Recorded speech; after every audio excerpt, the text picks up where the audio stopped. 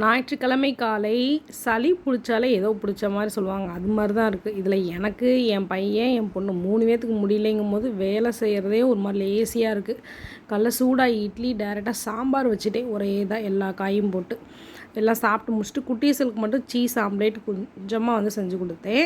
அடுத்து இன்றைக்கி கட்லாக்கண்டை மீன் வாங்கிட்டு வந்தாங்க. வீடியோ கூட எடுக்கிறது என்னோடய பையன்தான். அதில் பீஸெல்லாம் வந்து மசால் போட்டு வச்சுட்டு இங்கிட்டு குழம்புக்கு வந்து தாளித்து விட்டாச்சு. இங்கிட்டு தேங்காயும் அரைச்சி ஊற்றி நல்லா கொதி வந்ததுக்கப்புறம் மீனோட தலை வால் போட்டு இங்கிட்டு குழம்பு வச்சாச்சு. காலைல வச்ச சாம்பார் இருக்கனால அத்தைக்கு வந்து சைவம் அப்படிங்கிறதுனால கொத்தவரங்காய் வத்தல், நெக்ஸ்ட்டு வந்து வடகம், பேட் அப்பளம், மோர் மிளகாய் எல்லாம் பொரித்து எடுத்து வச்சுட்டு அதே எண்ணெயில் மீனை வந்து பொரித்து எடுத்தாச்சு.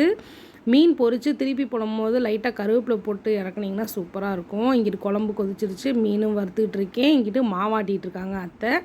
மீன் குழம்புக்கு லாஸ்ட்டாக சோறு வச்சோம்னா சூப்பராக இருக்கும். ட்ரை பண்ணி பாருங்கள்.